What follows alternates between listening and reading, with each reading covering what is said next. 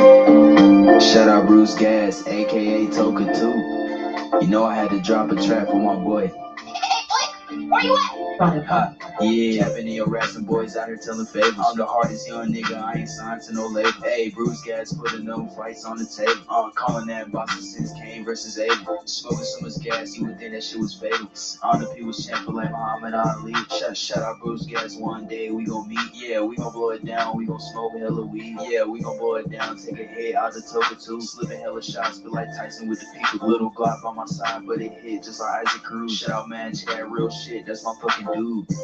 We always cooking on the pan. Strapped to my side, I ain't talking about no sandwich. Bruce pass me the blunt, I'ma light it like a candle. Ayy, non-stop bars, man, I always spit flames.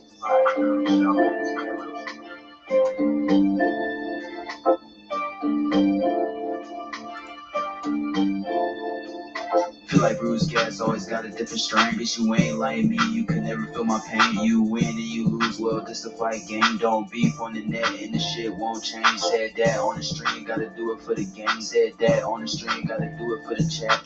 I ain't undisputed, yeah, hold on, I ain't undisputed, but I want all the straps.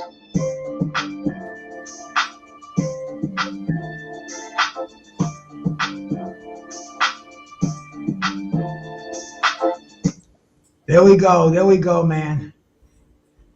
March 20th, May 20th, 1983.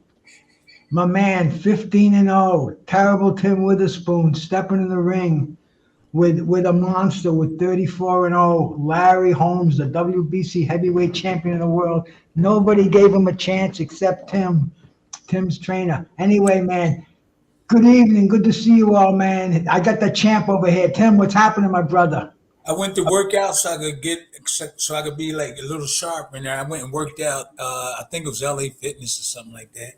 I was lifting some weights and did some cardio. I did 25 minutes of cardio, first time in a long time. Feel a little pretty good. So yeah, then I come back and tell the people about what happened back then, right? Oh man, 41 years ago, man. Wow, I that tell you, happened fast. it sounds like it seems like it was yesterday. Yeah, and Larry Holmes is a great champion. Never gives up when he fights. At the time when we had to fight, you know how fighters do. They got to try to build their courage up and try to, for the televisions. I wasn't going to back up. He wasn't going to back up. So we had to do that, and it was serious because I really wanted to win. That was serious aggression outside the ring and inside the ring. It's just how far you could take it. If you're outside the ring, somebody can get hurt. You know what I'm saying? But Oh, because he met me with like a couple of dudes and stepped to me with his bodyguard and everything at one point to try to intimidate me. That's part of the boxing game. It's part of the boxing game. But when young people, they don't get it and they go overboard. So I've seen a couple of guys just get hit, punched in the face, head. Well, Tyson Fury. That was. I'm talking about boxers when they're trying to take your heart and all that. That's a part of the game. So that happened with me and him.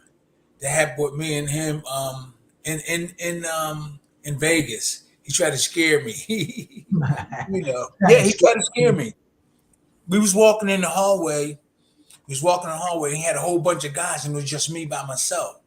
He had like his bodyguards and everything. Then he just walked towards me. Said, "I'm gonna whip you over." And I stepped right to him. I think there's some video with that. I stepped right to him. I think I had one person with me, and he thought he was going to intimidate me, but I didn't. I stepped right to him. He had his bodyguards. This was like before the fight. So we like telling young kids and people in the world what really happens in boxing when it's a big fight, before the fight and after the fight. This is like tactics. And so he came over to me, man. This was the biggest. I was an amateur 3 years ago, like starting in 79, end of 79. And I'm fighting one of the greatest boxers 3 years later. I'm in Vegas with all the lights and shining. I can't believe it. And so, where I come from, I had to represent. I had to represent. I know everybody was behind me, and I stood my ground. And Larry didn't scare me, and I could tell he was like kind of worried, like, oh, I ain't intimidate this guy, you When know. when your manager told you that you were going to fight for the heavyweight championship of the world, were you like, are you serious? Did you think they were just joking with you? Was it Mark like Stewart, overwhelming? Mark Stewart sent the information to Slim, and no, he sent it to both of us at the same time. We had got the message, and we was together.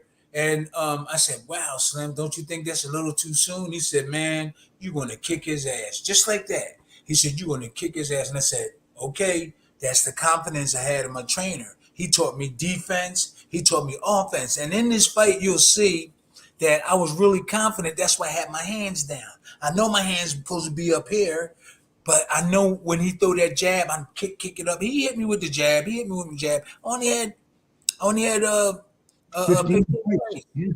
right? So that was the biggest fight of my life, really. And I still think about it all the time right now. That was cool. I wasn't scared at all. I had my neighborhood behind me, and I'm not a bad guy, And I had a lot of people on my side because they know how I am, and they really wanted me to win. And plus, Larry Holmes, a lot of people was like, they wanted him to lose. Some people, to not. Oh, Larry was not a well-liked champion in the day. Yeah. Larry said a lot of things that rubbed people the wrong way. And he didn't want them to reach the 40, the what is it, 40 fights, 40-0, 49 and 0, Rocky Marciano's record. 49-0, yeah. That's what I'm building them up for. But I wasn't looking at to stop him from doing that. I wasn't looking at that aspect to stop him from getting 49-0. But I had to win the fight. And then I noticed that Don King was getting young boxers like David Bay. Didn't Greg Page fight him? No, you beat Greg Page. Greg Page was. They were going didn't to Greg Page fight Larry Holmes? No. No. Okay, so David Bay did, and this would happen. Everybody that's watching, Larry Holmes wanted to reach Rocky Marciano's record at 49-0, and Don King was giving them young guys like me, David Bay. Who else? There's a couple of the boxers. Scott Rank. I mean, Carl the Truth Williams. He stuck those young guys in there. He didn't want to fight the established fighters. He wanted He to get fought that Bone Crusher too, right? Yeah, Bone Crusher too. Yep. So everybody, I want you. Well, I said it before on the television on the top podcast, because of all this here aggression that Don King was like putting all these young Turks in there. Larry went to Bob Lee of Atlantic City, of Jersey. Bob Lee, the promoter, or he was the commissioner or something, I think. Yeah, he was with the WBA before. He was the WBA, so he was WBA. But that's how the IBF everybody was created, because it's WBC, WBA, and the IBF. That's how the IBF was formed because Right. Larry Holmes didn't want to. He didn't want to do the mandatories. He didn't want to fight these tough young guys. Right. Hey, let me shout out who's in here, man. No, you go ahead. Just tell me what we. Hey, big night tonight. The 41st anniversary. Terrible Tim Witherspoon challenging Larry Holmes for the WBC Heavyweight Champ of the World, which at that time there was no doubt Larry was the main man. Nobody had to guess like they do today. Well, not like they do today because we just had Usyk. Yeah. Become undisputed. Anyway, man, Lonnie Lee, bro. Lonnie Lee, Just Boxing Talk. Salute to you, bro. Angel Diaz is in here, man. Marzo Valletta, so thank you, brother. Paul Driscoll over on Facebook, man. Jay Ruse Theory, I saw you on his show last night, man. Yeah, shout out to Jay Ruse. Yeah, that was cool. My brother Paul Driscoll over on Facebook. I said that already. AJ64 over here, man. My man John McSmith, salute to you, man. The Turch out there, Lou Turcharelli. Shout out to the Turch. And then Ghost 123. And anyway, let's get somebody told me this to shout out at you, but I forgot. I'll think of it in a second. It'll come back. I'm gonna be doing real quick things and then go because we got to talk. But see, this is what Tyson Fury is missing. See, my trainer taught me defense and offense, slipping, blocking shots. and everything, and Tyson Fury had to move. I know this we talking about Tim Witherspoon, but Tyson Fury moved back. He kept moving back the whole fight. And if he would have had his defense, I'm telling you, it'll be a different story for him, Deontay Wilder, all of them. They lack defense. Let's move on. How was your camp in this gym? Where did you train? Did you train at Johnny Taco's gym? No, Philly. We was up in when I trained for Larry Holmes. I think I was up in Deer Lake at Ali's camp. I was up at Ali's camp training for that fight. How long a camp did you have? Huh? Did you have a long camp, a good camp? Yeah, we had like 2 months. We had like 2 months and everything. And I did everything. I trained hard. Everybody was behind me 100%. As soon as they knew I was fighting, it was a great experience. And let me see who was in there. No, I was in Don King's camp when I think of. No, I wasn't. It's confusing. I think I was up at Ali's camp when I fought Larry Holmes. Yeah, I was at Ali's camp. Yeah, I was up there, man, and everybody was down with me. I could have been in Don King's because everybody. Nope, I think I was in Don King's camp because everybody was behind me. Yeah, everybody was behind me. Everybody's behind me. When we run in the morning, I used to get up early in the morning. Everybody's like 15 people running in the camp, and a lot of people was chopping wood with me. Everybody wanted me to win, man. They wanted me to beat him. My man Clinton Barnes, I grew up with him. He was a heavyweight that sparred with Tyson and me. He only lived like 2 blocks, right the next block. Clinton Barnes. I'll bring him. Well, he'll bring him because we'll talk. Now, did you have anything going on in your head in this fight? Was it a clear, not any pressure on you? Were you feeling really good about yourself? Was anything bugging you during this fight? I just wanted everybody that was behind me to be proud of me, and I wasn't scared. I came from South Philly. I got 10 siblings, and a lot of people in our neighborhood respect our family, and they respect each other too. It's a lot of small little communities in Philly. In South Philly, got 5th Street where Jeff Chandler's from, 13th Street where Matthew Saad Muhammad from, the Everett brothers from up 20th Street, and we were from 7th Street. So I had people. I wanted everybody from my neighborhood to be proud of me. I wanted my mom. I wanted everybody, and that's what pushed me. And my trainer. I keep telling these guys, that's who gave me the confidence. He taught me defense. And in this fight, we were blocking. Larry hit me with that jab, but we practiced a couple of months blocking his jab, like a month and a half, nothing tall guys with good jabs and blocking them. And that's what you do. That's what you do in boxing. For all these guys that's boxing now, you need to find out your opponent's strength and try to notify it. I don't know if they're doing that. We watch videos to see what your opponent has. And who you are. Had a jab and a big heart.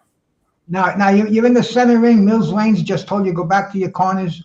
Yes. 25 years old, 6'3", 219. Is that like the perfect weight, perfect shape for a 25-year-old Tim Witherspoon? But I was a little bit lighter than that when I before I left. And when I came there, I relaxed a little bit, and I gained about 2 pounds. Here we go. It's the first round. That's it, man. First round. See, I'm not thinking about just throwing all offense. I'm thinking about both. Even though I'm young, look at me. I'm blocking.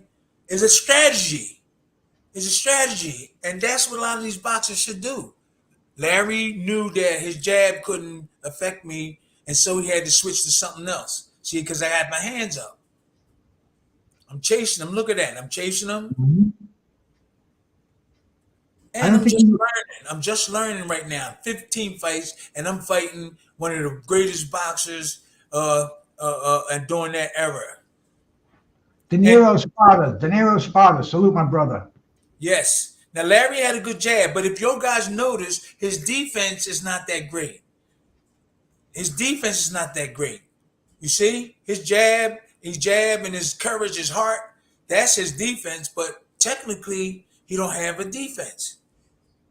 Now, Larry was always a sucker for an overhand right. Did you land that overhand right a lot in this fight? Did you? I think I did. Yeah, I think that's what hurt him in like the 10th round, the eighth round, or Oh, something like the ninth round. Yeah, because that's the guy you fought before this, Ronaldo Snipes. He knocked him down with the right hand. that. Right. Ernie Shavers knocked him down with the right hand. Yeah, Larry. I don't know what he kept backing up, but he probably didn't see somebody, I don't know, coming at him like this with a defense, a young guy, you Mm. know, and I'm still learning, and I'm fighting one of the greatest boxers. Look at that. See, I'm moving my head. I'm keeping my hands up. See, I sent Larry an email. I sent him the link. I hope when he stops in, but I don't know if he's going to. oh yeah. Probably not. See me? I keep my hands up. I got my hands up. I know they're supposed to be up there, but I know they'll throw them right up there as soon as Larry start throwing punches. So when you practice hard defensive stuff, it'll come automatically. You'll throw your hands right up there, and this is what guys like Tyson Fury, Deontay Wilder, all of them need to do that. Hey, I want to thank my brother Vintage Boxing for allowing me to show this fight, man. Vintage Boxing on YouTube. Oh, thank you, Vintage. And Linda Platt, she said to say hi to Tim Witherspoon. That's my Linda girl. Platt? That's my All girl, right, Linda. Yeah, she be doing a lot of helping the boxers out and everything. Look at, I'm going to the body with them. I'm relaxing. I'm confident with my defense. See, that's what I'm saying. I'm confident with my defense. I know where my hands are supposed to be, and I know what to do when he throw multiple punches at me. And this is what these young boys now today, they really won't learn that much from here because I only got 15 fights. I'm just starting, and look what I'm doing with one of the greatest boxers. Look at that. Look at you. I got confidence because of my defense. After that first round, you had a smile on your face when you went back to your corner. Because that's all he had. And I was like, that's all he had? I'm watching videos of him knocking guys out. And who's that? Eddie Aliano in your corner? That's Eddie, the best cut man. That's one of the best cut men in history. That's my trainer to the left. And that's Aaron Snowell. Aaron Snowell he's from up where Deer Lake is, Pottsville. And then he went on to train. Slim trained him, and he went on to work with a lot of different other boxers. Aaron did, but he didn't never box. But Slim taught him, and he is a good trainer. He is a good teacher. He's smart. Slim had him on the pads. Taught him how to do things. And then he got with a lot of people. Go ahead, Bruce. No, I'm going to just say shout out to Traveling Fools, and you seem to have a little more confidence after that first round. Yeah, because defense, Bruce. I know he catching me a little bit now. I'm pushing my jab back. I know his defense is limited. His jab is his main thing, and he's sneaky with the right. And look at him keep putting his hands out like that. Was he talking to you? Was he saying anything to you in this fight? No, he didn't say anything. He didn't say anything.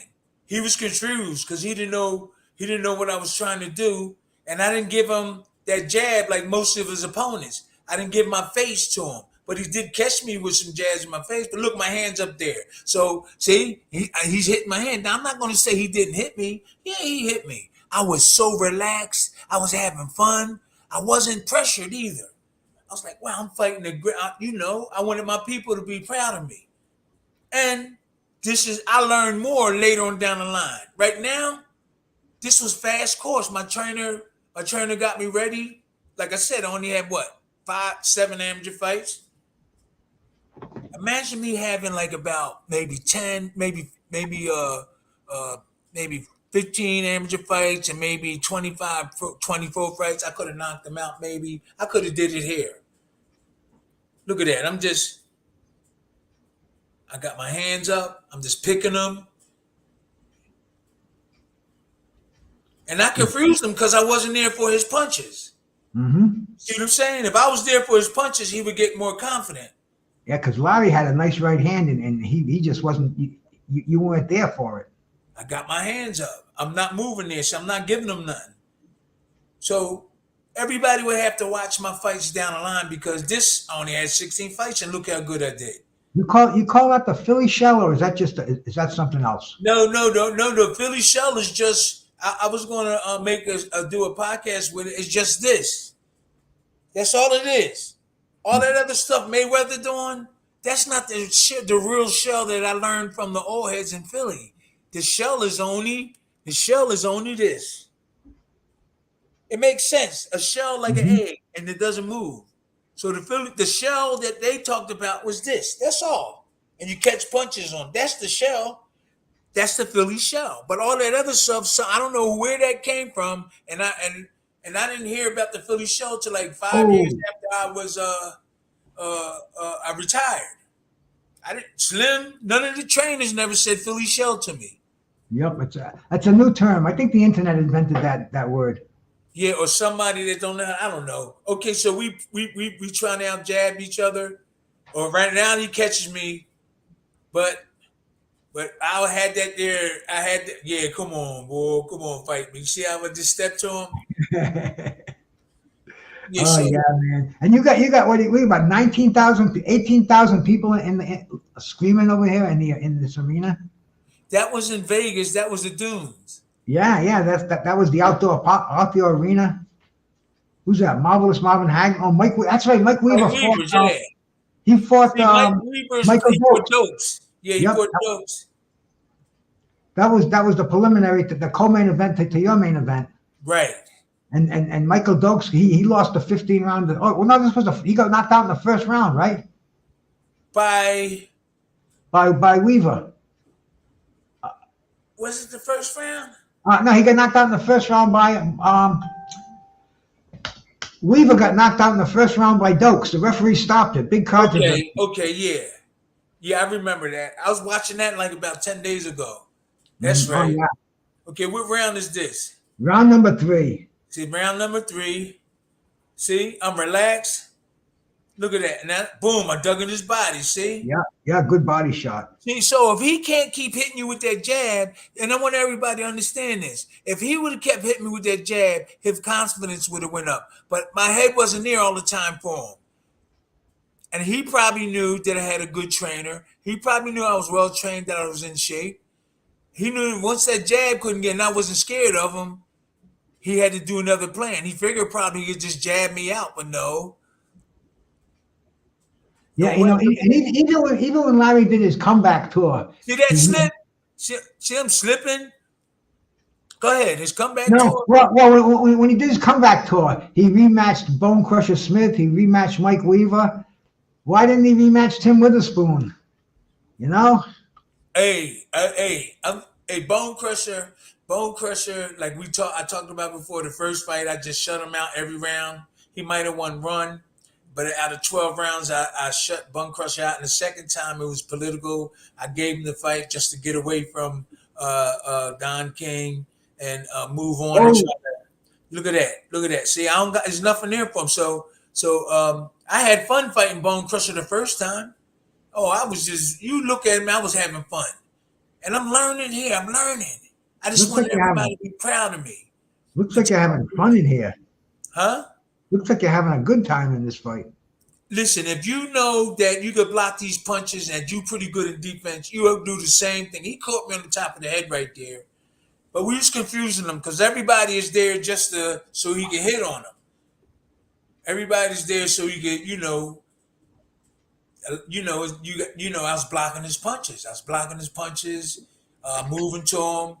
And you can see with the amateur, like not amateur tour that I had, there was still a lot of movement that I didn't have, but I was growing. See, I'm digging to the body. Mm-hmm. I'm fully confident in this fight. And I'm relaxed. I'm not rushing. I could do a lot better with my foot, with my legs. I'm just stepping to him, waiting to get the right show. But what gave me this was the confidence in my defense. Look, I'm slipping. See the slip? You don't see nobody slipping. I could have slipped into a punch. I'm coming at him because I know I got defense. You see my hands wide or far from my body, but here it goes. There was that. Back to him, caught him with that. So we confused Larry Holmes because he couldn't do what he wanted to do. Okay, I had my confidence. I stepped back to him. Was Mills Lane doing a good job in this fight? Oh, 100%. Mills Lane is the best. Let me tell you something. Mills Lane is the best. We got, well, what's up, chat? Just what's up? Craven Moorhead, shout out, man. Thank you for coming by. Lou Yes. Ticciarelli says you look great, champ. Thank you. Yes. Yep. Thank you. Touch is a former heavyweight boxer too, Tim. Who? You know Lou Ticciarelli. Oh. Former heavyweight boxer, upstate New York. I had him on the show once. Great guy, man. Family man, politician, fantastic guy, man. Pitch Wars, thank you so much for coming by. Appreciate it, man. Appreciate it. Yep, Make sure you sub to the channel too, everybody in here on YouTube. We're trying to get 2,000 subs. Another thing, my cut man was Eddie superb. Eddie the Clot Aliano. He was the best. Eddie the best. One time I got hurt, right? And you know you can't use smelling salts. Here we go. I'm gonna catch him over top of that. Right, he gonna jab, and I'm gonna go over top of it. No, that's not it. Okay, so okay, there you go. Eddie Aliano. I had the best guys in my corner, man. I had the confidence. He even was telling me stuff, not as much, but he was even telling me things, and he gave me confidence in my corner too, because he was tough. He was a good guy, though. He was a good guy. So I forgot what fight it was. He had smelling salt. It's illegal to have the smelling salts. So he had the tube of it in his hand. When I got hurt, well, he felt I got hurt, but I was a little, I forgot, I think it might have been the Larry Holmes fight, I don't know. And he crushed the smelling salt and let the juice run in his hand. He threw the tube up, and then when he came to the corner, he said, "Don't move." He said, "Don't move. I don't care what, and he put it there, and I smelled it. I was getting ready to move, and he said, "Don't move." Because he had the smelling salt here, and he was putting stuff across here. Isn't he smart? Isn't that smart? Man, it's illegal, but it's smart. Yeah, he threw the tube in the bucket, and it woke me up a little bit. And he went across here like he was putting grease. He was the smartest. He put this stuff on the palm, and then he put grease, and then he went like this, and it woke me up. That's a veteran member. Now, if he got caught doing that, could that be a disqualification? Yeah, but he was too smart. He knew what to do. He probably did it all the time. Shout out to Dimitar in here, man. Thank you, brother, for coming by. We're in the what round are we in? I think we're in the 5th round, man. No, Larry is not. Look, I'm catching them punches. Look at that. I'm confident. Yeah. And that one hand I'm confident with, Bruce. You keep that left hand down low, though, don't you, Tim? Is that you're supposed to keep it over your stomach, but after a while you just drop it. You can throw hooks from there. If you let your left hand leave it down a little bit, you could throw hooks from there. He did thumb me a couple of times. It was like maybe he didn't mean it, but I'll show you the round. He put his thumb hit me in the eye, and I had to relax. Yeah, Larry he had a reputation for thumbing people. Oh, I didn't know that. Okay. Oh yeah, man. Yeah, Larry was a notorious thumber. So this young boy against one of the top. Look at that. Keep your hands up. Keep your hands up. I'm getting in close. If I'd have hit him with this. If I'd have hit him with that, that's the overhand right. I saw it, man. Well, you're gonna nail him with a couple of them in the 9th round that we're about to come up with. And it's funny, man. I was telling everybody. We were talking about it today. The 9th round of the fight we just had was the turning point of the fight where Usyk almost knocked out Tyson Fury. And wait till we see the 9th round. Wait till we see look at this. Look at that handsome young man at ringside. He's talking nice about me. If I keep the pressure on him and all that, I should win the fight. That's what Larry Holmes was saying. If you could hear it. Let's see. Let's put it on and see what he says. Perfect punches. Holmes' best punches are the left jab. He's blocking and standing close. He's able to reach the 70, can present a problem in later rounds. And I would almost make a prediction that the way it looks now, Holmes will line up on 10 and win on the 6. Thank you very much, Muhammad Ali. No doubt thinking of 20 years ago, Muhammad Ali. We're going to replay a couple of. You didn't hear it? I couldn't hear it. Let me. No. It was like I heard it, but the noise was like, let's keep going on. Did you hear it? I think he said that Larry's trying to knock him out, but the way Tim's boxing him, it doesn't quite look like that. Right. I got a But good here we thing, go, man. man. Here we go, man. Here we go. Tim Witherspoon versus Larry Holmes, WBC Heavyweight Championship of the World. I think we're in round number 6. And Larry's starting to come alive here. Yes, he is. But here I'm starting to move on him now. I'm starting to move on him. So they must have told him something. Now watch this. Oh, some rough stuff. Yeah, I don't give a shit. I'm gonna step to him. But, yo, man, he's a great champion. This was then. Now we cool. This was. He had to do what he had to do to intimidate me and all that. And I had to do my best because this, the first time in life I'm at something big like this. I'm just walking them down.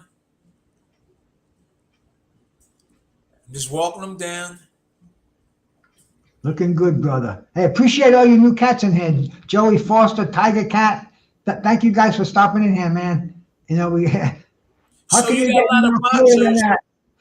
get any more cooler than this? 41 years ago today, this fight happened, and I got the main participant over here, terrible Tim Witherspoon.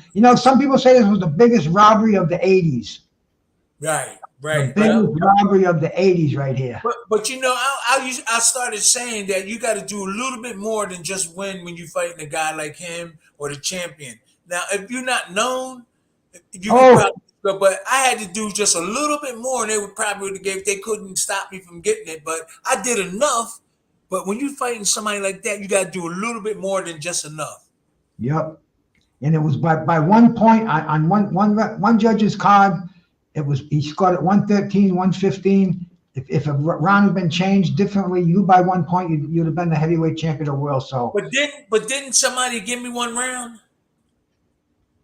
Yeah. One of the judges gave you the fight. It was a split decision. Wow.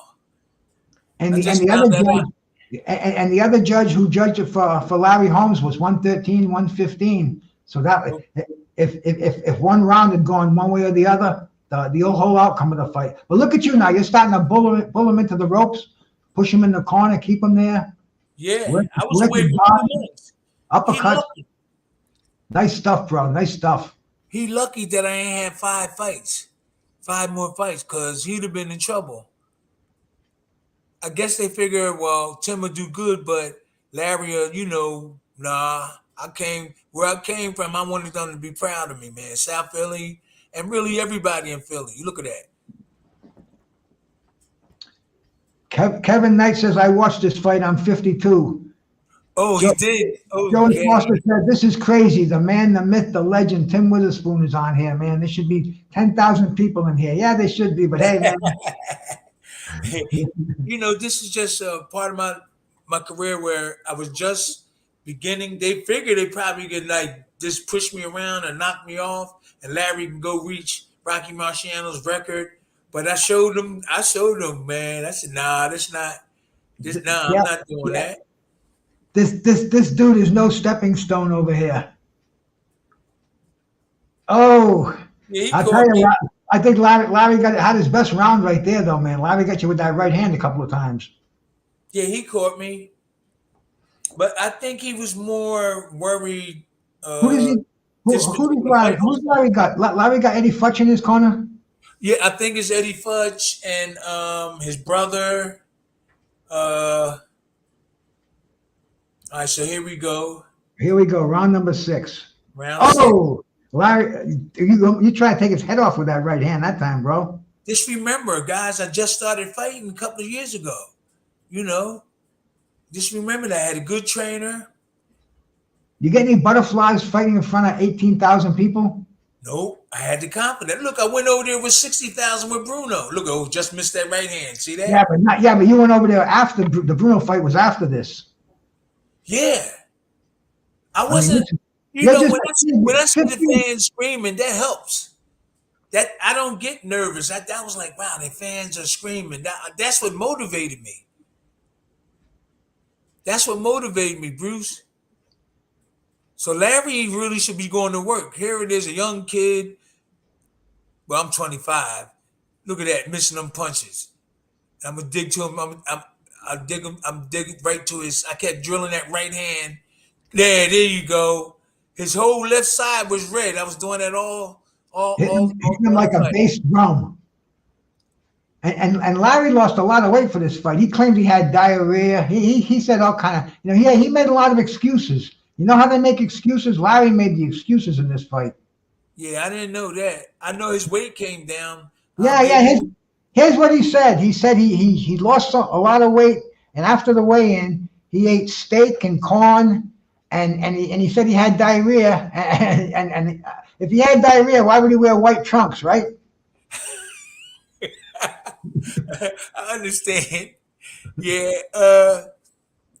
Well, he said that. I didn't know that he said all that. Yeah. Hey, man, you made him look like an amateur in this fight, bro. Everybody makes excuses. You know that. It's a world of Right. excuses. Even Larry's making them excuses, You bro. can't take it from him. He is a warrior. Oh, Larry Holmes was one of the best heavyweights of all time, and you had your night with him that night, bro. You had your He night blocking with that him. jab. Yep. He got in there a couple of times. Now I'm gonna drill him to the body. Now over to the head. Boom. Now watch this. I see that? I didn't want to set up. I just wanted to hit him. Now I'm gonna get the boom. I tore that side up. It was red. It was red. Oh yeah, you can see him keeping his elbows in. Huh? He don't want that right hand to the body. He's keeping that elbow tucked in. Okay, and I was drilling that right hand. He's a warrior. You got to give it to Larry. He is a warrior. I hope Tim knocks Larry Holmes out this time. Yeah, he said, okay, I wasn't scared of him. I was motivated. Kevin Knight, man, from the round table. Okay, Joey Foster. Yeah, man, we got some enthusiastic cats Thank listening you, to Bobby. us. Huh? Bobby, yeah, Bobby says this is great. Adare, salute my brother Adare, man. Thank you so much for coming by. Thank you, We're brother. represented from all around the world over here, Tim. Wow. Yeah, that's beautiful. Here you So go. this is me. I'm young. My trainer, Eddie, they got the best people in my corner, Slim. And Aaron right there, the second, he's just giving me motivation. Now he got boxers. Now he was in a lot of people's corner. You just tried that jab right hand, jab to the body, right hand upstairs. Yeah, I only was fighting 3 years before this, so I'm trying my best. I just wanted everybody to be proud of me that was on my side. Everybody saying, man, whip his butt, Tim. And a lot of people thought I wasn't ready. Thought I wasn't ready. I'll tell you, we're coming up to the fateful round, to the probably one of the most exciting rounds in boxing. Yeah. Send Digger the link. Oh, Digger want the link. You see that on there? No, I didn't see it. He says send Digger. Who's Digger? I don't know who Digger is. Digger can. We don't need nobody else in here, bro. It's me and Tim just calling this fight. The Digger, that's the guy that's going to bury me in the ground in a few more years. I don't want the Digger. Tim. Somebody said they always wanted me to see Tim Witherspoon and Evander Holyfield. He was in really good top shape, man. Duva and here you go. I'm gonna go over with that right hand. Oh! Yeah, see, I hit him again there. See, I heard him there. See that overhand right? I'm not scared. That defense gave me confidence. No, you're walking him down, man. Huh? You're walking him down. Yeah, he holding me. Look. He's a great warrior, though. He's a great warrior. You got to give him that. I had a lot of slick, smart stuff. And then Larry gonna come back. Yep. Okay? I got my hand up there. Yeah, I'm gonna start coming towards him, I think. Yeah, here we go. That was a bomb. Yeah, I got my hands up. See that? And this is when I was learning. It wasn't down the line. I would really know what to do with my hands in terms of defense right now. Okay, I got my hands up. I coach slash got cold. They got to keep that right hand up in front of your face when you in close. I rubberneck that. You see me rubberneck it? I Explain did that that. on. When he threw the punch, I went like that and missed it. Slim taught All me how right. to do that. Okay, rubberneck. It looked Rubberneck. like he nailed you with it. No, he didn't. Now He he was hit me trying. with that. Here we gonna rumble here. A No, he rumble. didn't. No, baby. Oh, Larry looks like he wants to end this fight, man, but not you. You're coming right back with devastating punches. Downstairs, upstairs. Now it's fucking real stuff going on here, man. No more boxing. Now this is a fight.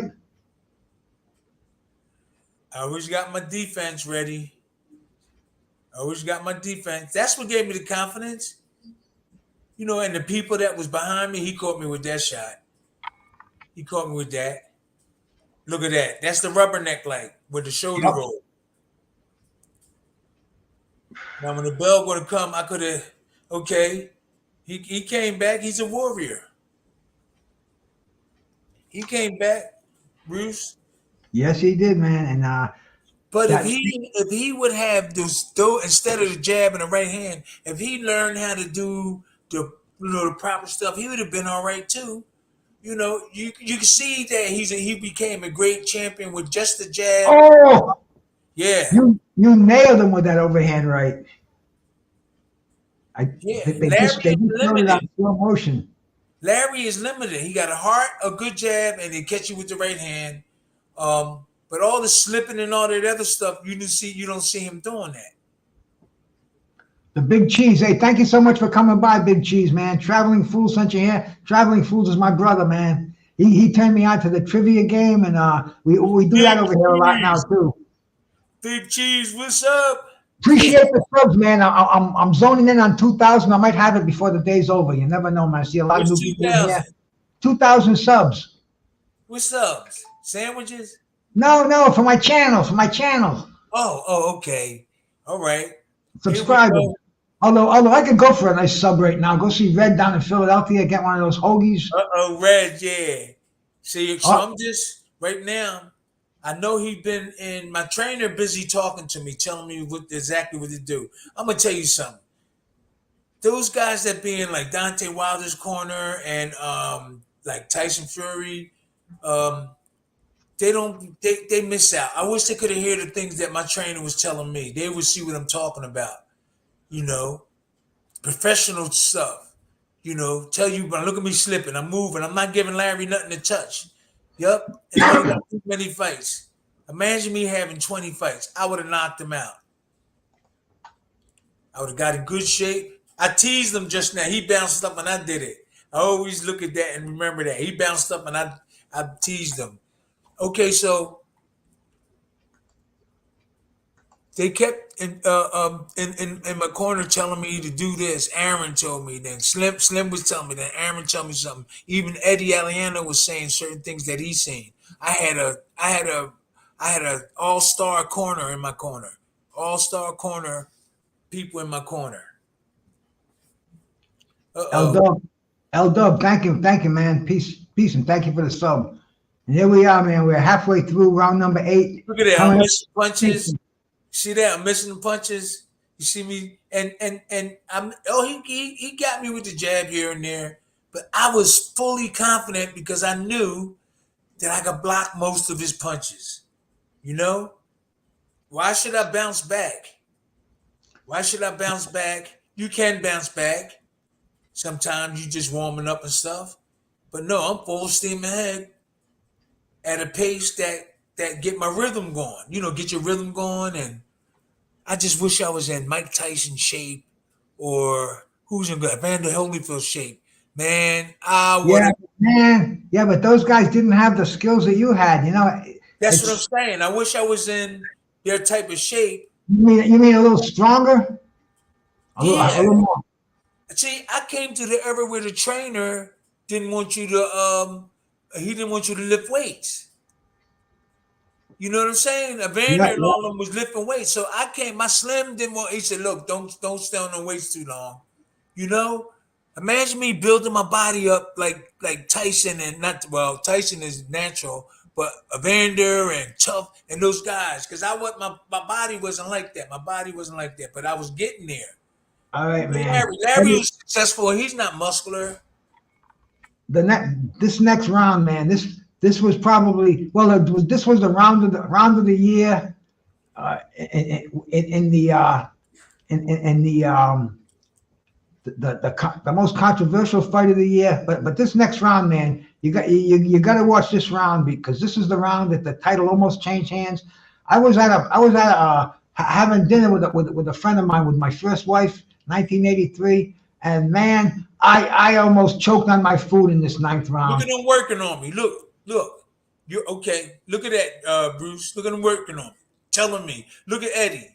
The top one. Look at that. One of the top cut, man. Look at this. This is what all these boxers need. You got the best trainer. I got the best cut man. And Aaron is smarter than a lot of those seconds. Slim was on him all the time. Okay, this is the ninth round. This is the round right here, man. This is the round. Call this round. Call us through this round. They was pumping me. They was telling me, look, you can't let Larry steal this fight from you. You can't just step to him. You know, Eddie was saying that, Aaron was saying that, Slim was like on me. Said, come on, you got to get aggressive. Because I think Slim told me that, yo, you behind, I think, Tim. Don't let them steal the fight. So that's what I think. That's why I picked it up. Here we go. Oh. Boom. That hurt him. That right there. Look how comfortable I am, because I know defense. You know, I know I probably Moose is a good. Oh, another right hand. Oh, the body. Did you know you had him hurt right here? Yeah, in a way, yeah. I heard the people screaming, but Dude, I could have did a lot better. I could have did a lot better right here. I looked at it and I said, "Wow, I could have knocked him out. I could have put him on the canvas if I didn't rush." You know, that's what I did. When I look back, Bruce, I was like, "Wow, I could. If I would have took my time, I would have put him on the canvas." See? Oh, Larry's trying his right hand now. I dug in. At the end of the fight, his left side, they said, was so sore. He was hurt. He was hurt on that left side. I kept on that right hand there. Oh, here we go. Boom. Okay. Boom. Oh. If I would have took my time, I looked for the ref as a mental thing to see if the ref, he wasn't hurt enough to stop it. Okay. Oh, big left hand. Big. He's ready to go down. Oh, and he nailed you. I wasn't hurt. I just grabbed the rope. I remember this. I would say I didn't get hurt. Okay. I rolled. See, look at that. Look at that. I rubberneck. I didn't get hit with that. I rubbernecked it. Okay, we standing there. He still hurt a little bit. Watch me rubberneck. There you go. See that? He looked like he froze. You didn't see me rubberneck just now? Yeah, I did. Yeah. A lot of people don't know that. He threw that punch and I moved my head. Okay, he's firing back like the champ he is. But I wasn't about to lose. I didn't want to lose. Okay, left hook's going to stop. Boom. I caught him on the chin with that. They were all standing up on one side. I didn't get hit with those punches. I rubbernecked them. I didn't get hit with those punches. Now I'm trying to set him up. He's been there before, but I'm not going to let him stop me. I'm leaning on him. Now he's going to throw a couple of punches, and then it's going to be over. Okay. What a round. I could have hit him with that punch, but I pulled it in. He's not even sitting down. He's just hanging on the ropes. Yeah, that was the ninth round. I do remember, afterwards I was like, man, that was a great experience. I shot right up there 3 years, and I'm fighting one of the greatest boxers of that time, and I give all the praises to my trainer. He gave me all the confidence. He sure, and I was learning. And I did better things. 7 fights later, I did better things. Mm-hmm. Paul said you could see Larry give you a thumb in the eye, and if you watch it in slow motion. Oh yeah, he did. Okay, he's coming back now, but I ain't gonna let him. Shit. I wasn't hurt. I And don't here think we I was go. Here we go. The 10th round. 10th round. Okay. Slim, they gave me a pepper in the corner. You got to win, Tim. You got to do this, you know. And then Larry started, tried to dance a little bit. He's trying to set me up and let me come in, but I know how to slip. I know how to keep my hands up, you know. I know how to keep my hands up. So he's trying to bounce. He's trying to come back with his bouncing. He's trying to wake up. But I'm not there for him. I caught him with that little short punch right there. I caught him with that. Man, if I had more experience, he wouldn't have made it to the 12th round. And if I was in good shape. I was in good shape. I didn't lift weights. Everybody was behind me 100% to get me ready for this fight. But like you said, man, a very, very limited amateur career, 15 professional fights. You really didn't have any business in the ring with Larry Holmes that night. Yeah, if anything, he looked it bad because he didn't take he didn't take you seriously. He didn't know he had a young tiger in there that was gonna rip him apart. But I think he researched, he sent people to us, he sent people to spy on us. He was worried. He sent people to spy on us, and we found out. He was sending people to watch us spar on everything. So he must have been really worried about this particular fight. And I'm from Philadelphia. I wanted all my people to be proud of me. I'm the 2-time heavyweight champ in Philly, not Rocky Boa. I'm the real 2-time heavyweight champ. Rocky Boa. It's me. Okay, here we go.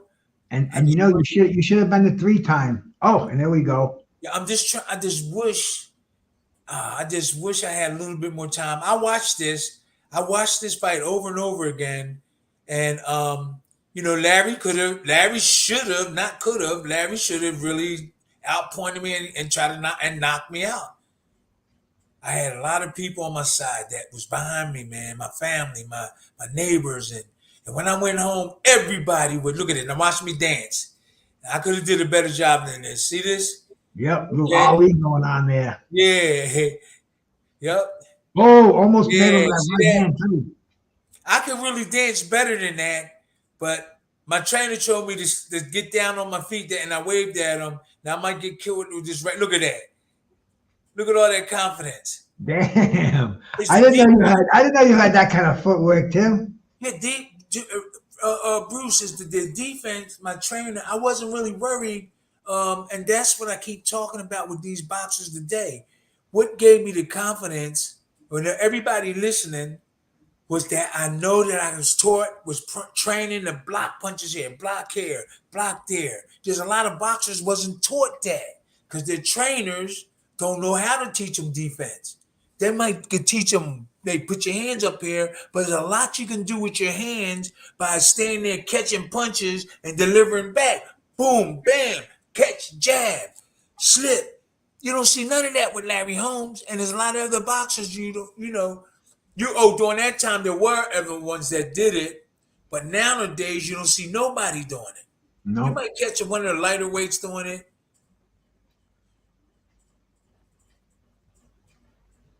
Okay, this is the round number 10, round number 11, I believe. Okay. So round 11. Here it is. I'm a young guy. Now this is your first time. This is your first time in the 11th round too. You feel were you feeling tired or no problem?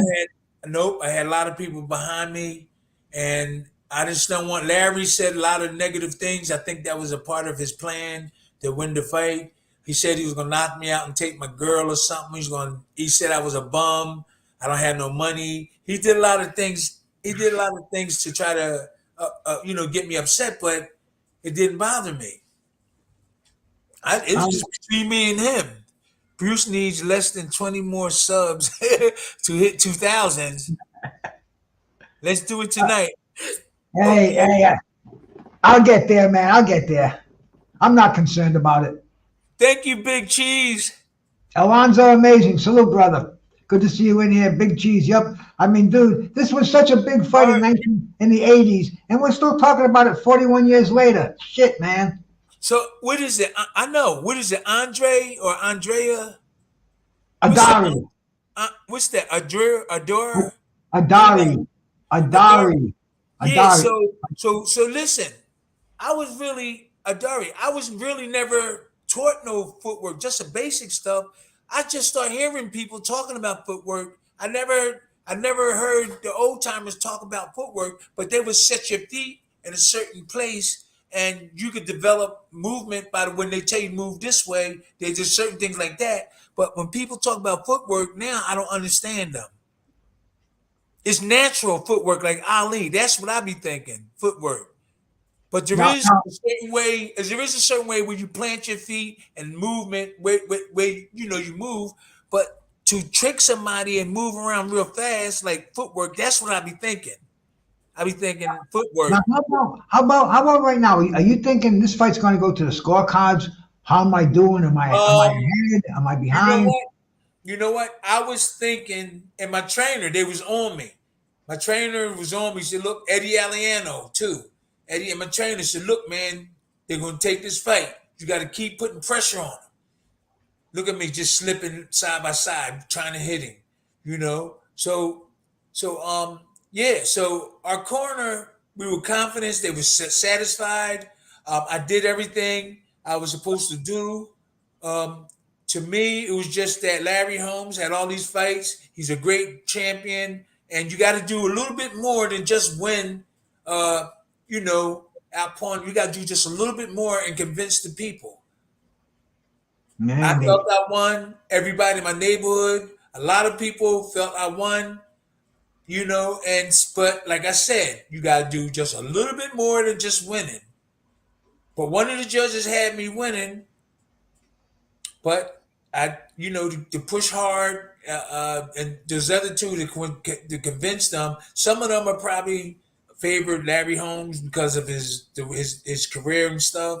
Whoever that judge was, that's the way it be. They got their own personal feelings. So they gave it to Larry, or somebody talked to one of his people talk to the judge. I mean, one of the judges and say, "Look, we'll give you this after the fight." now they're psyching you up in the corner now between the 11th and 12th round. You can see Eddie Aliano. You can see Slim Yeah. Jim. Oh What are they wow. saying? What are they saying, Tim? Bring it home, baby. Bring it home. Yeah. Yeah. Look, I'm confident. I got my hands up. Look at that. Yeah, they was pumping me. Yup. We missed that. Okay, look at that. I'm going to his body. I got my hands up. Man, if this was 8 months later and if I had two more fights. Yeah, but man, you got nothing to be ashamed of. No looking back. You accounted for yourself in here, man. The audience booed the decision. Yeah. Just listen, man. Everybody was proud of me when I went home. And this is really one of the greatest fights that I ever had experienced. This is a great guy. This is a really great boxer in front of me, a champion. Were you looking for that one more? Were you looking for one more shot? Yeah. Yeah, I'm dancing now, huh? Look at that. Slim told me to get down. Slim told me to get down. See, I could dance, but I just had my rhythm together. Look at you, man. Yeah. I could dance. You're switching around, going lefty, fucking Now you're righty. going to catch my glove. I see. I got my hand up. Watch this. Boom. See, I had my hand up there. So these are those little things these boxers need to remember. Defense is just as important, or just as important as offense. So we I'm trying my best. I'm trying to get the judges to go in my favor. Man, if I would have trained like weightlifting and all that stuff and sprinting, I did sprint, but Mm-hmm. I wish I was in like a better shape than I was. I was in shape, but I wasn't in. Okay. Yeah, this is near the end. Near the end, yep. You know, I was proud of myself. My mom, everybody was proud. I went home into the house. I went home to my house and I wouldn't come outside. And then my mom said, "Boy, you better take your butt outside." Yeah, look at that. Look. So I'm putting the pressure on. There's 25 seconds left. Yeah, I stayed in because I was embarrassed or something. And when I went outside, everybody was like, "Tim, you did a hell of a job, man." Everybody was like, I stayed in the house. And then my mom said, "Get out this house, boy. You did a good job." That's what my mom said. I didn't want to go outside. And when I went outside, everybody was like, "Yo, Tim, you won that fight. You did a good job." Here we go. Yeah, I felt that one. And Larry's not raising his hands either. You're raising your hands, and Larry Yeah, I felt that one. Everybody, we thought we won that. We won that fight. Picking you up on his shoulder. Now Larry's raising his hand. Now he wants to show that. Yeah, I think he felt he might have lost that fight though, Bruce. You tell his movements. Last time I put the volume on and it was echoing. So if I put the volume on now, I'm gonna have That's my older brother, right there to the left of me. He was 13-0 with 13 knockouts before, and we got sold to Don King as Anthony. He was a hard puncher, Anthony. Yeah, and that's my other brother. Let me see. That's Country James, but I got my little brother right there with a colorful shirt on. That's he's younger than me. That's Bernard. And look there's no celebration in Larry's corner. No. They look like they were getting ready for a funeral. Yo, man, Larry is the best though. Larry is one of the greatest. You got to give it to him. He got off the canvas a couple of times, you know. But I think I really won this fight. But I think that you have to do more to really take it from a guy like him. You got to just do a little bit more. But I think I did enough. That's Marvin Stinson right there. He was Larry Holmes. Marvin Stinson fought too. Heavyweight contender. Yeah, I beat him my 11th or 12th fight. I stopped him from getting a big money fight, and I felt bad about it. People was telling me, when you beat Marvin Stinson, his next fight, he was gonna make good money. I said, what? And then years later, he told me, he said, "Yeah, man, I was going to fight this other guy, and I was going to get a good payday, but you know, yeah." So yeah, that's all. That's the guy with that blue hat. That was Slim Robinson, one of the smartest trainers. That came out of Philly and a lot of other places. I'm gonna put Jimmy Lennon. Okay, I want to. Your attention, please. In this title bout, we have a split decision.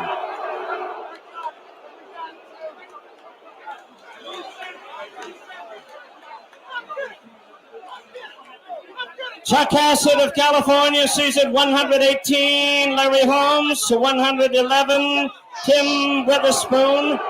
Hassett voting for Larry Holmes. Herb Santos sees it 115 to 114 in favor of Tim Witherspoon. The deciding ballot cast by Chuck Minker, 115 Holmes, 113 Tim Witherspoon. Winner and still the heavyweight champion, Larry Holmes. Listen to this reaction from the huge crowd. A split decision, retaining his title in his 15th. Right? I just yeah. That was beautiful, man. This was the anniversary. We wish you could have got Larry Holmes on, but that's one of his fights that he really don't want to go back and watch. But he lucky I didn't have two more fights, and I was in better shape than that. He's really lucky because I could have put his lights out. So everybody, okay, go ahead. Can't hear you. There we go. I just wanted to say it was a special night, champ. Yes, it was it a was. special night, man. I mean, you Yes, it was. you got your taste of the big time. Man, you never turned back. After this, you won the heavyweight championship of the world on 2 separate occasions. Went to England, had one of the greatest heavyweight. Under stressful situations too. Under stressful situations, I won the titles, and I won the small titles too. I won the USBA and the North American. I was a 2-time heavyweight champ. I knocked James Broad, and I knocked another guy out. So each time I won that small one, I got knockouts. I think you won that one from Ronaldo Snipes too, didn't you? No, I didn't knock Ronaldo Snipes out, but I outpointed him. I won by points. He dropped Larry Holmes, but he was moving around. Their strategy wasn't really. They could have did better with their strategy. They had him running. Moving away from the right hand. Everybody, a lot of boxers and their trainers had like when I go to throw the overhand, they was telling them to step back. And all that, and some of the fights. Okay, the what's his name from Poland? Andrew Galata. When I fought Andrew Galata, I wasn't in the best shape. I know, and I wasn't expecting to. It was one of those fights they came and got me with just 15 days to go, or 20 days to go, and I was in my house, and these people knocked on the door, and I opened the door, and they talked to me and said, "Look, we want you to fight Andrew Galata." And I said, "Yeah, okay." So they called whoever the managers was. They set it up, and it was a clash course. So when I got over there and was fighting them, they was stepping back away from me because they was thinking the overhand right. I wasn't in shape at all. If you watch the fight, Andrew, every time I tried he would step back. If he would have put pressure on me, I'm not saying he would have stopped the fight, but he would have roughed me up because I wasn't in no real good shape. You're lucky he didn't hit you in the family jewels. No, I used my mind. I went before the fight. I went and talked to him like I was his brother. I said, "Look, man, hey, you don't gotta hit me low or nothing, man." I used psychology. I talked to him before the fight, and I said, "Look, man, I'm a good dude, man. I'm not no dirty fighter, And I went like that, and I used my brains. Before that fight, I talked to him. I said, "Look, man, you ain't gotta hit me low and all that, man. I'm a champ and all that." And I was talking to him, and he looked at me, but he's kind of aggressive too at certain times. So that was a great experience also. But well, I'll tell you, man, even and even 41 years later, that would make a great exhibition. Put that fight on again. He'd get knocked out. He'd get knocked out. He can't even walk. That's my man. We cool now, but he can't even walk. Yeah. I'm 60. I'm 67. No, 66. 66. 67. I'm 69. You're 67. I'm 66. 66? Yeah, I'll be 67 in December. What year were you born? 1957 or 57? Okay, I was born in 54, so I got you by 3 years. Yeah, you my old head. Yeah, that's where it is. I got something in my eye. But I was cooking and there was some pepper or something. But yeah, that was a great experience. This was great having me. We had the podcast and man. All the people. I just wanted to relive this fight with you one more time, bro, and share it with the people. It was just so much fun to do, and Low Clarity's out there, man. Traveling Fools sent a bunch of people in here. Emson came in. Thank you very much. So really, everybody, I wasn't really scared before this fight. I was undefeated. And when they gave me the fight, I did question my trainer. I did say, "Hey, man, ain't this too fast?" He said, "No." And once he said, "No, Tim, you all right?" I said, "Let's get it on." And that's what a lot of these trainers, these boxers, they don't. It's not the same atmosphere anymore, to some of them trainers, is a shame. It's a shame. Some of the trainers and and Dante Wilder, all those guys, I think they would have had a better, a better fighting and better, when they fight and stuff, because like Dante Wilder, all that stuff, he could have had somebody make him relax, because the shot come, just block it and blocking and slip. And the same thing with Anthony Joshua. He's all offense. He throws good combinations, but in terms of punches, he'll do like this. You got both. If you had defense, that's an art too. It'll make you look beautiful. Missing a punch, slipping here, and that's what a lot of these boxers, Bruce, don't have. You don't see them doing it, and the promoters and the managers, they'll get rid of you back then or keep you there. They'll keep you there, but get somebody to show you the real stuff. Nowadays, they're making millions. They don't care about getting the right guy in your corner. They're making millions, so they're making all the millions. They're not doing research or whatever, or they don't know. It's a shame that the management do not reach out to guys that like me that's still left there. I'm serious. It's a shame. When I was fighting, my manager, my manager and promoter, Don King, if you didn't before Don King, but Don King, if you wasn't up to par, you was out of there. That's one thing I can say about Don. If your trainer wasn't getting you right, you was either in the camp and somebody else was there. And my manager and trainer, Mark Stewart and them, he was the same way. And Dennis Rappaport, oh God, he was overprotected. He was overprotected with me. He would like we was not overprotected, but he really wanted to make sure that I had everything I needed and everything. So he come to camp. If Dennis come to camp, you better be ready, boy. Dennis come to camp and like, hey, if something ain't right, he gets rid of it. If you need money, he'll give it to you. And I wish I was with him in the beginning. I was getting money. Mark Stewart and Larry Levin. Larry Levin was his partner, the guy that got caught with all the drugs, the dentist.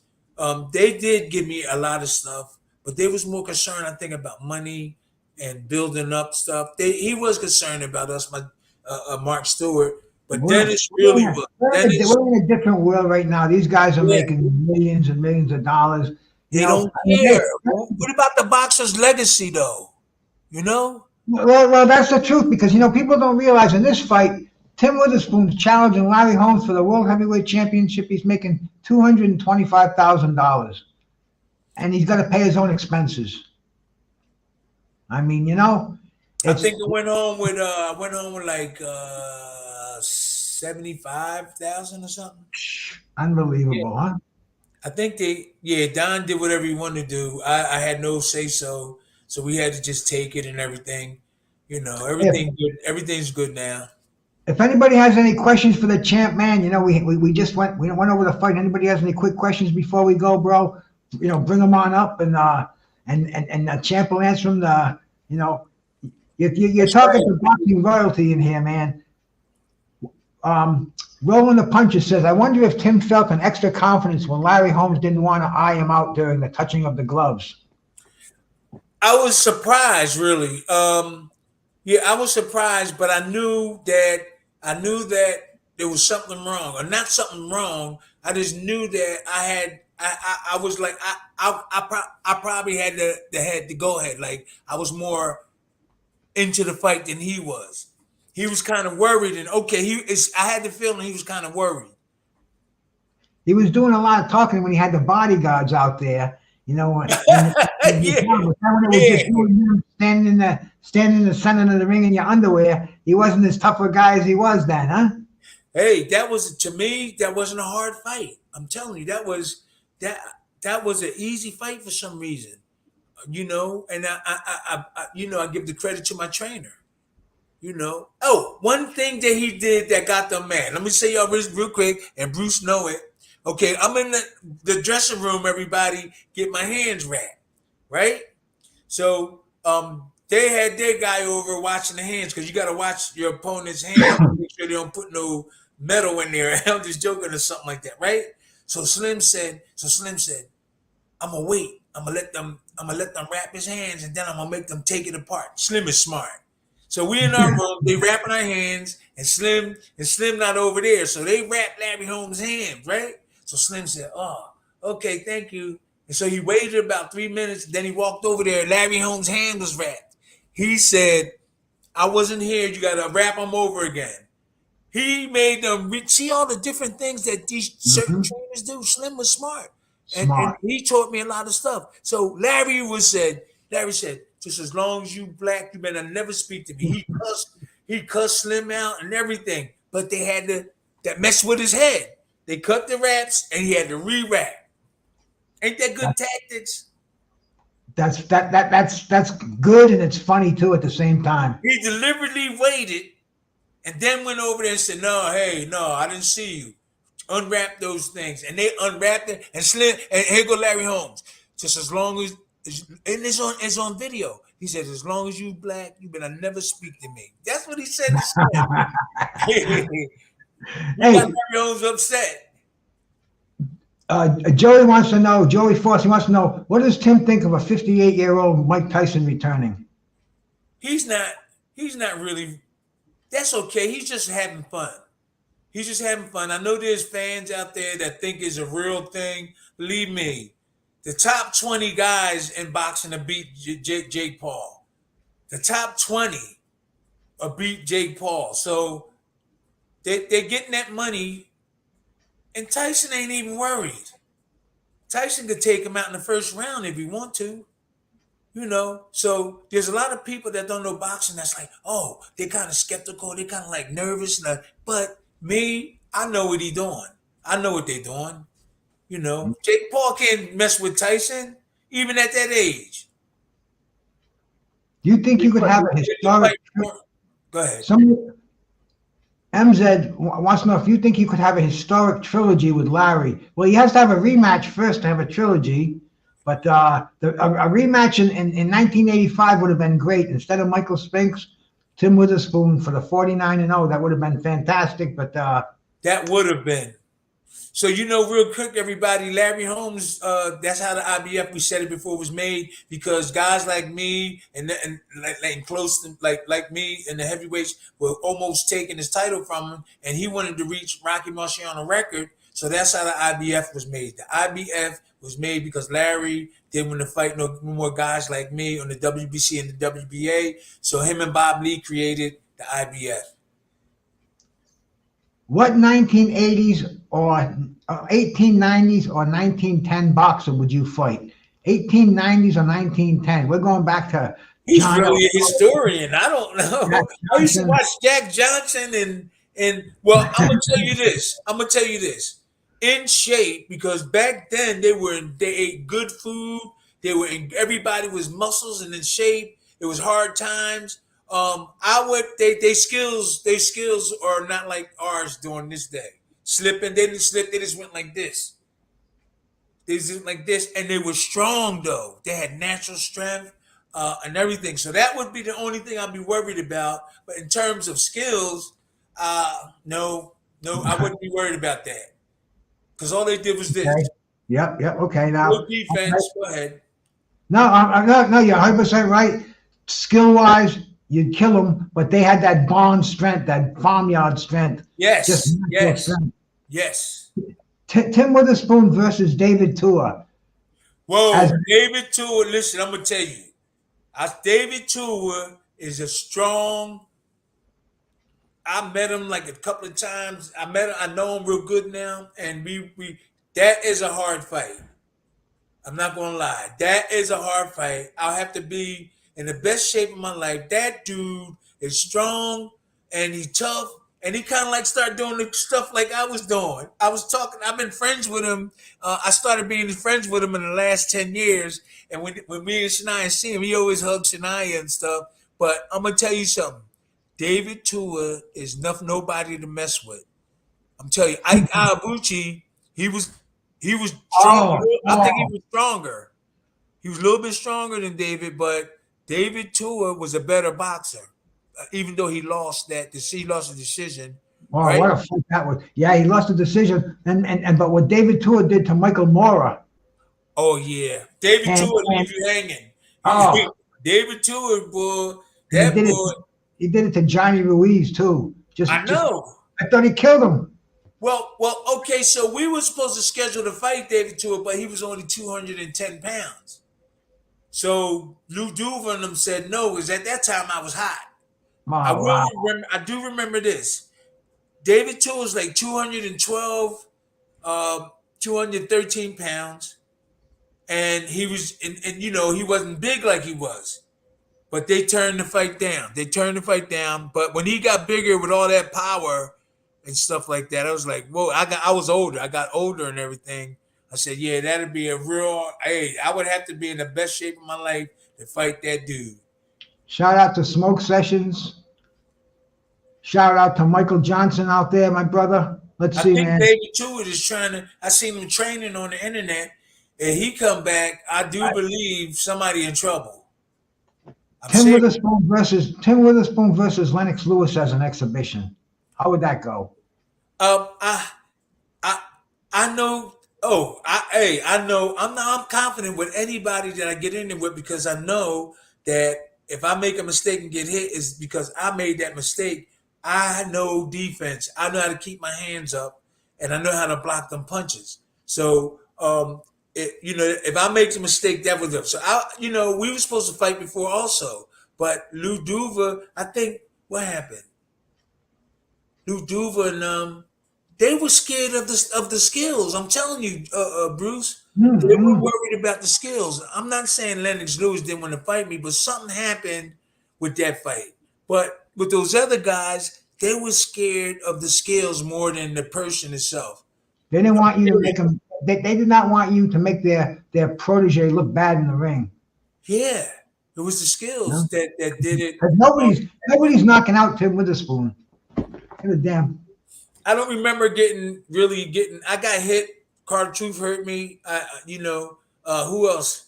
Who else hurt me? Well, they said, in Boxing Rec, they've got it in there that it says you were stopped 4 times. I was. That's what they have in here. In fact, I'll go. We'll go in there. We'll bring the I don't even remember me going down with Bone Crusher. Okay. Wait a minute. There was another fight. I do. Okay. I know who the fight was. Hold up. This was fights where I didn't really care about the fight, and I was happy that they did it. I was like partying, and I went. Who was that guy now? Come on, Bruce. Yeah. All right. See, it says 55-13 with 30 knockouts and four defeats by knockout. So let's see. There was another dude. Okay, it says Lou Severisi. Okay, Lou Severisi. I didn't really want to. I was going to fight. He flash knocked me down, and the ref stopped it soon. I didn't argue because I didn't really care. I felt bad because Dennis Rappaport was my promoter. Okay, go ahead, Lou Severisi. I wasn't even hurt. Okay, and Lou said to me, "If you was in shape, you would have killed me, Tim." That's what he said to me. I said, "No, Lou, you I was just happy to get away from the fight." I said, "No, Lou, you worked hard and you got it." But he didn't even hit me or hurt me. Greg Page. Greg Page, the second fight. The first fight, I beat him. The second fight, it says you quit in your corner after the 6th round. Yeah, but what happened was that was another fight I just didn't really care about. I wasn't hurt or anything. I was trying to get money. But I won the first fight with him, and I really didn't care about the second. I understand. That's the way Mike Tyson was in his last couple of fights. Yeah, I didn't care. Just for the money. But, it's sad, but you didn't have that spirit of boxing like you have now when you back then. Yeah, but I wouldn't that particular fight. I just want to get the money. I feel bad for Greg. He probably really thought he beat me. I wasn't hurt at all. And then Brian Nielsen. Oh, well, that's the one they paid me. I wouldn't do that in America. And tell us about that. They was building him up, and people came and knocked on my door. They knocked on my door in a limo or something. They was from Denmark, and they would say, "We want you to fight Brian Nielsen." I said, "Hey, man, they wanted me to fight him like 3 weeks from there, right? And I said, "Yo, I'm not in shape." He said, "No," and they told me what they want me to do and how much money they was gonna get me. And I said, "Okay," so I flew over there. I got my oldest brother to fly with me because he's 6'5" and he's aggressive. If he not now, he's cool now, but I took him over there just in case a fight start. And he was with me all the time. He knew that I was going over to just to take the dive. And when I took the dive, there was people saying, "How much money did they give you?" there was people from the country saying, "How much money did you get, Tim?" Yeah, that's what they were saying. I hear you, man. I hear If it you. was in America, I wouldn't really like straight out do it with something. I wouldn't somebody say, do that. But if I wanted to lose the fight, I go in and do it. But if somebody came over me and offered me money in America, I'm not doing it. Okay. Have you ever had an Irish Guinness beer? Michael Johnson like to know that. Yeah. I was in Ireland 5 times. All right, man. Guinness, yeah. Hey, that Guinness over there is strong. That Guinness, and I was in Ireland 5 times. I got a lot of family or friends and family over there and England. Yep, they beer is that dark beer. Woo, that Guinness.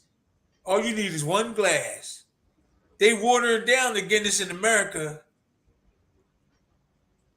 Okay, man. Let's see. How about Oliver McCall? Did you ever get in the ring with Oliver McCall? Yeah, I was sparring with Oliver and Bert Cooper at the same time. How about that? I wasn't in shape. Okay, this is what I'm gonna say.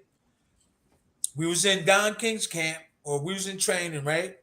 And they was whipping on me for about 2 weeks until I got in shape.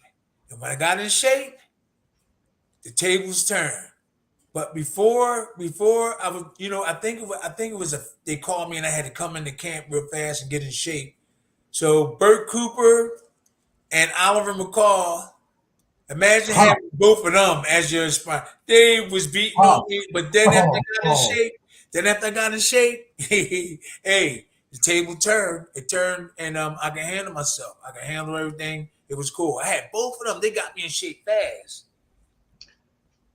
Tim Witherspoon versus Pinklin Thomas rematch. Should it have happened? Yeah, it should have happened.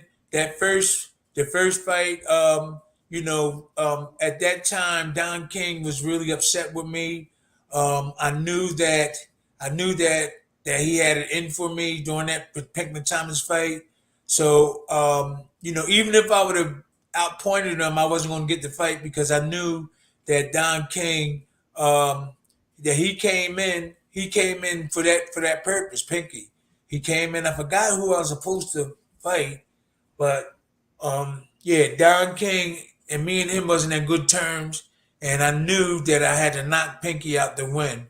So I think I had my lawyers and everything then ready to go to court and all that, ready to start building up things to go with Don.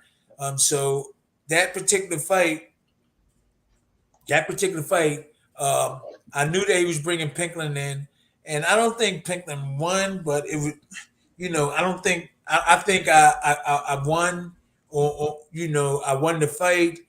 Pinky was coming in. Pinklin came in to really represent Don.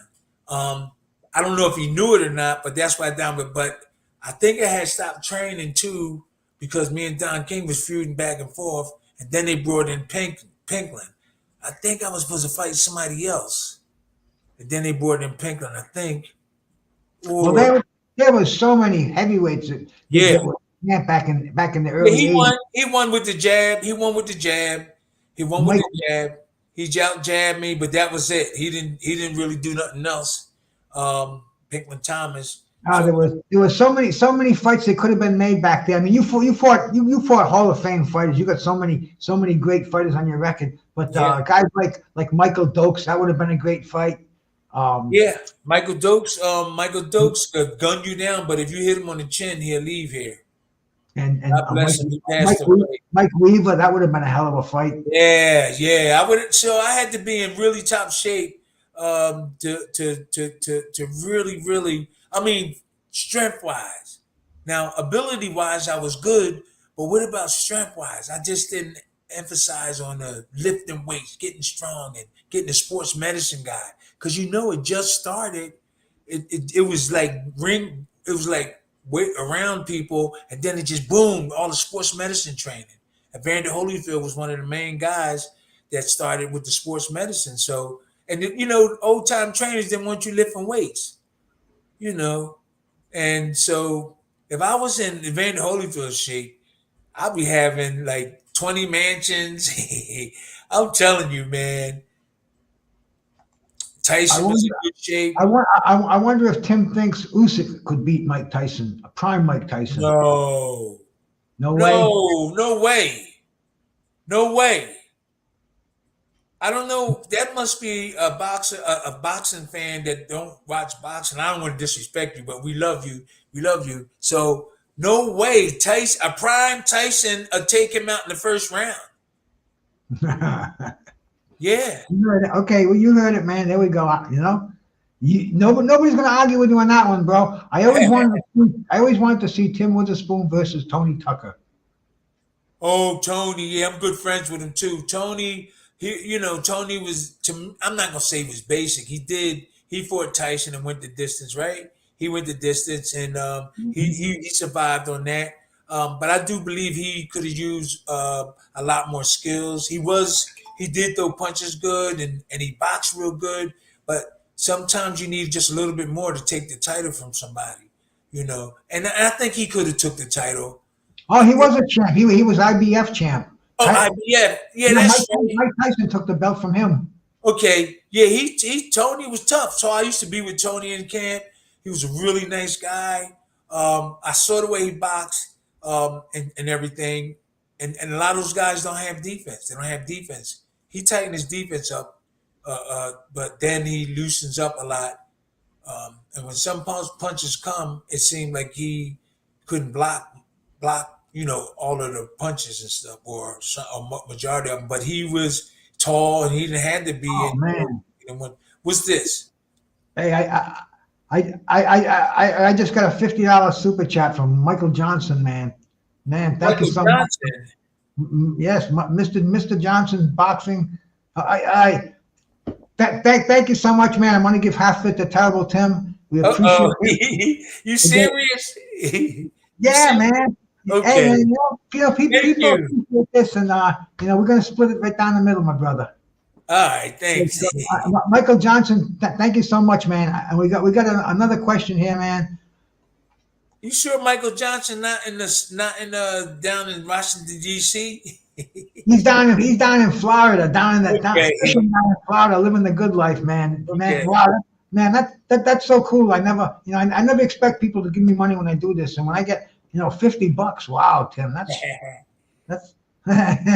that's cool. Well, that's your cash. No, but nah, you're my brother. That's why we're gonna get your channel up and running, because you can, you want to talk boxing. We're gonna talk about that. I'm gonna talk about that tomorrow. Yeah, absolutely, man. But Michael Johnson, man, thank you so much. All right, question from Joey Foster. I'm not a boxer, but I hear so much about glove weight and a few ounces difference. How much does that make a difference in a fight, and why? A 10-ounce glove, a 12-ounce glove, an 8-ounce glove? Well, the 10-ounce gloves, there used to be 8s. They will get you hurt. The lighter the glove, the more dangerous it is. And that's why they move the gloves up, the weight up in the gloves. So do they make a difference? Yes. When the gloves are lighter, you'll feel more knuckle. And you could throw harder. You could hurt somebody with them. So like 10 ounces is like borderline. That's a little bit more padded than gloves. But I fought 8 ounces and I got knocked out. 8 ounces was like bare fist, but they had cushion on there. And the 10 ounces, I think, was a good move because a lot of people was getting hurt with the 8 ounces. And I fought with 8 ounces a couple times. So yeah, I think 10s, but the 12 ounces is for training and 16s for sparring. If you got 12 ounces, nobody fought in competition with 12 ounces. Nobody. So 8 ounces and 10 ounces, but now everybody, because of Dooku Kim passed away from fighting When he fought Mancini, right? Yeah, Ray Yeah, Mancini. he fought Mancini. So they moved the weight up with the gloves up to 10 ounces. Okay. Tim, Frazier versus Tyson. Who wins? Now you're talking about Mike Tyson or Tyson Fury? I'm going to say Mike Tyson. Joe Frazier versus Mike Tyson. That's the old time. Mike. I don't know. That is funny to try to make a decision because I'm cool with Joe. I'm cool with Mike. Joe defense is better than Mike's. Joe defense, he keep his stuff like this. So if Mike get caught with one of them, because Mike is like this, Mike is like, but Joe have movement like he's done it before, like he's professional. I'm not saying Mike Tyson is not a professional, but Joe will relax more because he know the punches will come. He'll know when the punches, he'll know when to roll. Mike is like this. You think that fight goes the distance? I don't think so. I don't think so. You know, that's a hard fight to me to decide because Joe is a different style. Mike is fast. Joe takes his time and make you miss. He's more of he's a guy that could. I'm just gonna say he's a guy that relax. He know he could block punches and he know he could deliver them. So Mike just come at you like a fireball, just throwing stuff everywhere. He get rid of you. But Joe take his time, like a lot of boxers in the past. They show you their knowledge, they show you their skills, and it's beautiful. And you don't have to rush. You don't have to get the job done. So we have to debate that in the future. Talk about then and now. Okay, man. Adari, he also wanted to see Tim versus Evander Holyfield. How would that fight have gone? I would have to be in shape. My brother sparred with him. My older brother Anthony was like 13-0 with 13 knockouts before he lost his fight. And Anthony, I never really talked to him about Evander Holyfield. But like I keep saying, all I have to do is be in shape. I don't, the punches that Evander throw, I know how to maneuver all those, and I was taught by a good trainer. And a lot of you just got to keep your defense tight and close when you fighting a guy like Evander. He throws sharp punches, boom, boom, boom, with power, just like Tyson. So and I think he has one defense like this, but I know who was Georgie? Who was his trainer? Who's trying to Joe Frazier's? No, Evander Holyfield. Evander Holyfield. Who did he had? He had a lot of. He had Tommy Brooks. Yeah, Tommy Brooks. Tommy Brooks never fought before, did he? I'm not sure if he did or not. Right. I think he did. I think Tommy Brooks fought. He did. Yeah, Tommy Brooks. That's because of. That would have been a great fight, man. Oh yeah. That would have been a great fight. I would have to be in shape. That's the only thing I'm concerned about, Bruce, with any of these guys. Tyson, Holyfield. All I need to do is be in shape. Every fight you fight, you got to be in shape. That's something people have to learn. Strength wise, because they were lifting weights. And if I would have started lifting weights and got that same if I was in that kind of condition. How about James Lights Out Tony? How would you do it, James? He's tough. James Light Out Tony is tough. But that would like be a nice submission. I got a defense, and I'm confident with that. All I have to do is be in shape and being able to handle his aggression. But I know I would be able to hit. It really, to me, is not that hard. I've seen all these guys fight, and I know that all I have to do is be strong because he is tough. He can take he could take a real good punch. So I would have to be in good shape to outpoint him or try to stop him. But he's got a good defense. He's got an okay defense, and he's hard to hurt. I see him get hard, and he just looked at the person. My brother Rascalat wants to know who wins, Razor Ruddock or Evander Holyfield.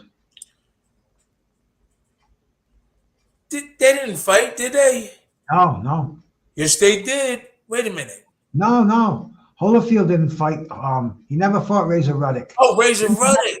He fought Lennox Lewis. Okay, right. We had Razor Lennox on here last week, bro. The lawyer. Listen, as long as Evander don't get hit with that left uppercut, that slasher punch. But I do believe Evander is a warrior. He's tough, but he's tough. He's a warrior. And he's relentless with his combinations, but his defense a lack sometimes when he like keep throwing them combinations. That's when you could get him. You can get him then. So Razor catching with the uppercut is over. So if I was to bet on that fight, I don't think I would bet because Razor uppercut could take anybody out. Rascalot says, tell Tim when my father talks 80s heavyweights, Tim's name always comes up. Okay, thanks.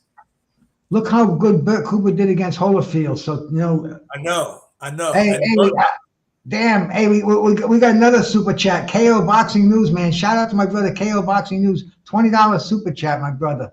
What's up, my boxing brother? Love Bruce Gass, man. Hey, thank you. Thank you so much, man. Damn. We appreciate that. Okay. Any more questions? Let me go through the list over here, man. Did you see anybody? Oh, here's a fight. How would you fight George Foreman? Okay. When he was young, it would be hard. But when he was old, he's got like he crosses his arms over, but he doesn't really completely put them where they're supposed to be. I would have to be in good shape because he could punch. And there's lesser guys that did really good against him. So I know that I would do real good. And I'll be able to throw that overhand right on him. All I got to do is get in close. But he intimidates you with his mind, and then he just try to hit you. I seen him hit guys in the wrong spots on his kidneys. That was messed up. I seen him do like this, and he started I forgot who that was. But he is really strong. He's really strong. I would have to be in phenomenal shape to beat this old timer George Foreman. I would have to be in really good shape. Now, right now, but in the past, I would have to be in super, super shape, muscular, because I didn't have the muscles, man. I didn't have the muscles, but I could have Basim. Ali did it. Muhammad Ali did it. So he proved that you can dethrone a big, strong guy like George Foreman. You just got to have the mind to do it. That's all. How about Alexander Usyk? How are you going to beat Usyk? All you have to do is be in shape. I try to tell these guys, all you have to do is you can't back up on him because that's where like Tyson Fury backed up on him. So you got to keep throwing right hands, keep your defense tight. He moves a lot. So you have to go to the body several rounds. And so he can think that all the shots are going to be going down there. And then you can start hitting him in the head. So he's a mover. But at this particular fight, he didn't move that much like before because Tyson Fury was going backwards. Now, if Tyson Fury was putting pressure on him, I think he would have moved a lot more. But he had Tyson going backwards, which was a mistake. So with you, Jeff, I would, on that particular fight, he didn't do all that moving. You just keep that jab moving. If you can't hit him in the head, jab him to the shoulder, 1-2 to the shoulder, keep going to the body, and he will forget about that head, and you just got to sneak stuff in there. I don't think you just got to be in good shape to fight Usyk. I don't see nothing really spectacular about his style and everything. That's why I'm saying that. I don't see nothing really spectacular, but his heart and his drive, that's what got him that fight. And he caught Tyson Fury, which don't really have the best defense or none at all. And somebody just wanted to know what you thought of that fight. I thought it was exciting as hell, man. You kind of just broke it all down. And my sister Gunner's Pub is out there, man. Sweetheart, she's got a great channel, man. Thank you so much for coming by here, my sister. Tyson Fury didn't realize that all he had to do was stand his ground and jab, right hands to the body, hook that right hand around or keep jabbing him. If you can't hit him in the head, keep jabbing to the shoulder, jab him to the big part. Okay, then he's going to forget about the head. And Tyson Fury doesn't have a defense at all, and Sugar Hill can't teach him. I don't know who, and you could tell he doesn't have no defense. So all he got to do is call me, and we could work on that defense because he was good on the offense. But then when Usyk started throwing them combos, he caught him a couple of times, and that's what woke Tyson up. It woke him up in a negative way. He said, "Man, this guy hit me," and so I think that if he had defense, I think Usyk he would have beat Usyk and possibly knock him out. Serious. If Tyson Fury had defense and he was going backwards all the time, come on, big as you are, keep Usyk out there with your jab and hitting him with right hands, bring uppercuts because he's short. Throw fire up top so he can go down and you're going to throw them uppercuts. So he don't have nobody telling him that. All he had to do was try to throw fire, even though he know that he may not hit him, but Usyk going to go down. So in his mind, he thinking that my shot is really the uppercut. So let me throw fire this way. So if he throw it high, Usyk going to go. And that's where he really should be thinking, that uppercut. So throw fire up here so he knows Usyk go down. His real reason why he's doing that so Usyk can go down so he can bring them uppercuts. See, this is the kind of stuff that Dante Wilder's trainer don't talk about. Right. Sugar Hill. That's the next question. How good would Deontay Wilder be in the 80s era? I don't. 1 minute, my dog's over here waiting for me to take him out. A couple more minutes, boy. A couple more minutes, we'll get you outside. How good would Deontay have been in that Don King heavyweight tournament you were in? How would he have done against Trevor Berbick, Pinkman Thomas, Tony Tubbs? No. If he had a good trainer that taught him stuff, he would be devastating. But he wouldn't last. I don't know. Maybe an outpoint, but there's some tough dudes, and they was keeping their hands up. Like Trevor Berbick at least did this. Dante Wilder and Tyson Fury, they just keep their hands down there. But Trevor Berbick, his hands was here. Mostly all of those guys had their hands right here. So it'd be hard for it would be hard for him to survive in that era. Too much talent for a one hitter. Well, he only got one thing, and that's his right hand, and that's really. And look at Ernie Shavers. Ernie Shavers was pretty much on Tyson's level, but Ernie Shavers.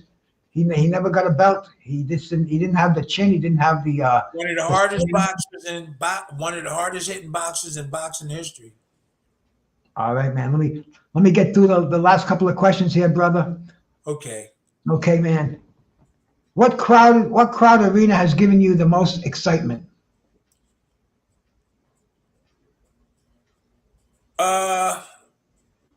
When I fought Bruno and when I fought Larry Holmes. When I fought Larry Holmes, but that was in Vegas. The Bruno fight was way more over at Wembley. It was 60,000 people in the stadium, and I knocked him out in 11th round. That was something over there. It was like 60,000 people in the stadium screaming. So wow. Yeah, that was the ultimate one. That one right there. What does 60,000 people sound like when they're screaming? Whoa. A lot of noise. a lot of noise. About 60,000 people throwing stuff at you too.